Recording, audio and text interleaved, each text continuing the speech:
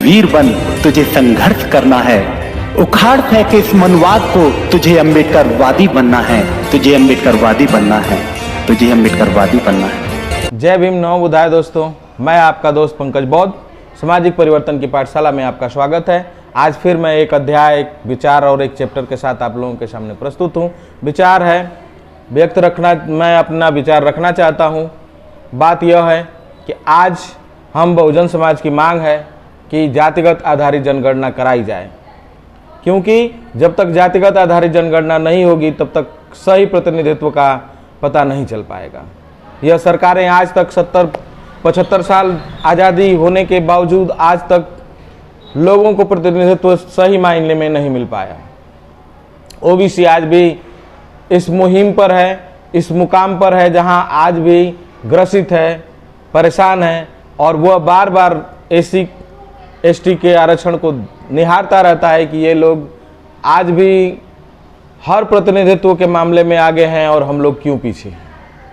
इसीलिए सरकारें बार बार इस तरह का प्रोपेगेंडा करती हैं कि कुछ जातियों को ओबीसी में हटा करके और अनुसूचित जाति एससी के कैटेगरी में डालना चाहती हैं। ये गलत है, इसका मैं विरोध करता हूँ। मैं चाहता हूँ कि यदि 27% आरक्षण मंडल आयोग के आधार पर मिला, वो 27% आरक्षण किसको किसको मिला, कितना मिला, यह पता चलना चाहिए। इसको पता करने के लिए सबसे पहले जातिगत आधारित जनगणना होनी चाहिए, तभी यह पता चल पाएगा कि 27% आरक्षण का लाभ किसको मिला, किसको नहीं मिला, और मिला तो कैसे मिला, और नहीं मिला तो क्यों नहीं मिला। यह पता जब ही चलेगा जब हम लोग जाति आधारित जनगणना कराएंगे। इसकी मांगें सालों से चल रही हैं, लेकिन यह आज तक जो है इसको सही अमली जामा नहीं पहनाया गया। जहाँ तक मुझे मालूम है कि एक बार राजनाथ सिंह सन 2013 में उन्होंने कहा था कि जब भी हमारी सरकार बनती है तो हम जातिगत आधारित जनगणना कराएंगे, लेकिन जब सरकार बनी उन्होंने भी इसको नकारा, और कांग्रेस की सरकार ने सन 2011 में जातिगत आधारित जनगणना का बिल पास किया और उसे जो है कि जनगणना कराने का काम भी धीरे धीरे चालू किया, लेकिन उसको भी लोगों ने दबाव के आधार पर सरकार ने जो है फिर अपने पैर को पीछे किया और एक ऐसी जनगणना कराया जिसका कोई आधार नहीं था, वो आधारहीन था। उसकी भी रिपोर्ट समाज के अंदर नहीं पिरोई गई, न परोसी गई, कि जिससे पता चले कि आखिर मूलभूत सुविधाएं जो बैकवर्ड समाज को या फिर अनुसूचित समाज को मिली हैं वो कितनी मिली हैं। इसलिए हमारी ज़रूरत है कि जातिगत आधारित जनगणना पर हम लोग बहस करें, हम लोग बात करें और रोडों पर निकलें, सड़कों पर निकलें और सरकार से यह मांग करें कि सरकार हमें जो है जातिगत आधारित जनगणना का काम कराए और हम लोगों को जो प्रतिनिधित्व नहीं मिला है वो मिलने के लिए उस पर बात की जाए।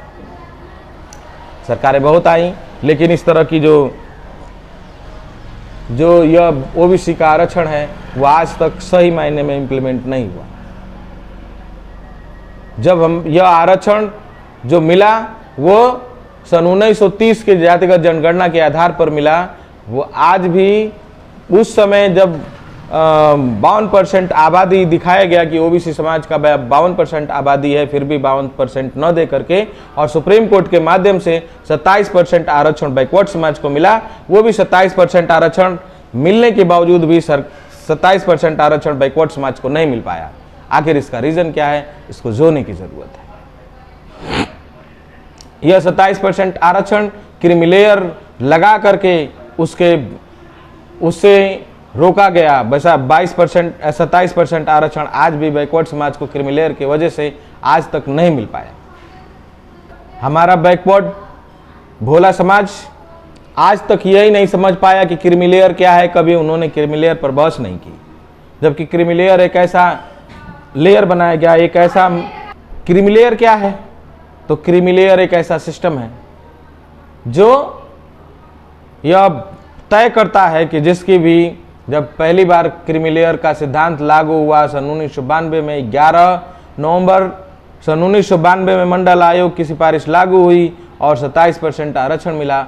उस समय ये क्रीमी लेयर का सिद्धांत लागू किया गया। क्रीमी लेयर क्या है, तो क्रीमी लेयर एक ऐसा लेयर है जो यह तय करता है कि जिसके भी जो रेट है इस समय वर्तमान समय में बैकवर्ड समाज के लिए 6 लाख रुपया वार्षिक आमदनी है। जिसकी 6 लाख आमदनी होगी, 6 लाख से ऊपर वाले को कोई भी आरक्षण का लाभ, बैकवर्ड समाज के 27% आरक्षण का लाभ नहीं दिया जाएगा।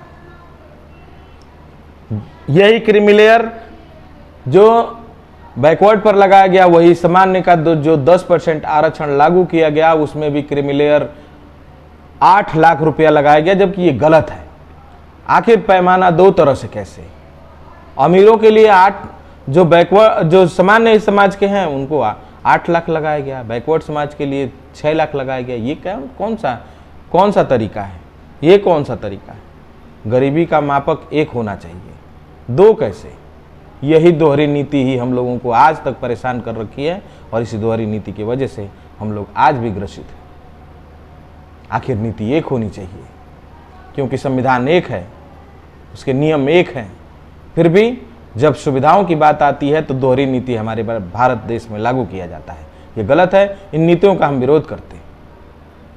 इसी बात को लेकर के आज, जैसे कि मैं आज लाइव आया हूं, आज ही के दिन हम लोग जो है जिले पर ज्ञापन और धरना प्रदर्शन का कार्यक्रम रखे हैं। यह मांग करते हैं बीजेपी की सरकार से, आज की वर्तमान सरकार से, कि जाति आधारित जनगणना कराए वरना कुर्सी खाली करें, क्योंकि जातिगत आधारित जनगणना होने पर ही हम लोगों को सही मूलभूत रूप से जो सुविधाएं मिलनी चाहिए वो मिलेंगी और यह पता चलेगा कि किसको कितना जो है समाज में प्रतिनिधित्व मिला है। इसी से पता चलेगा कि क्यों कौन बेघर है, कौन घर वाला है, किसके पास जमीन है, किसके पास बिना जमीन का भूमिहीन है, ताकि जो भूमिहीन है उनको भूमि मिल सके, जिनको घर नहीं है उनको घर मिल सके, जिनको जगह जमीन नहीं है उनको जगह जमीन मिल सके। इसलिए जातिगत आधारित जनगणना जरूरी है, इसकी मांग हम करते हैं। और आप लोगों से भी मैं निवेदन करता हूं कि जहां जिसकी पास यह बात जा रही होगी, जो हमारे चैनल से जुड़े हुए हैं, सभी से मैं निवेदन करूंगा कि आप लोग भी इसको मुद्दा बनाएं और इसको समाज में उठाएं और समाज में इस पर बात करें कि बैकवर्ड समाज की या फिर अनुसूचित SC ST समाज की जो बहुजन समाज है, मैं ये नहीं कहता कि बहुजन बस SC ST और OBC की जनगणना होनी चाहिए, मैं तो कहता हूं कि सबकी जनगणना होनी चाहिए, ताकि सबको पता चल सके कि कौन कितना प्रतिनिधित्व पाया और उसी के आधार पर सबको जो है प्रतिनिधित्व का अधिकार मिले, ताकि कोई भी किसी भी चीज से वंचित न रहे। यह मांग करते हैं हम और यह मांग पूरी होनी चाहिए। इन्हीं बातों के साथ मैं आप लोगों से यह गुजारिश करूंगा कि आप लोग हमारे चैनल को लाइक और सब्सक्राइब करें और हमारे चैनल को ज़्यादा से ज़्यादा शेयर करें, ताकि हमारी बातें जो है लोगों के पास पहुंचाई जा सकें। इन्हीं बातों के साथ जय भीम, नमो बुद्धाय, जय कांशीराम, जय संविधान, जय बहुजन समाज।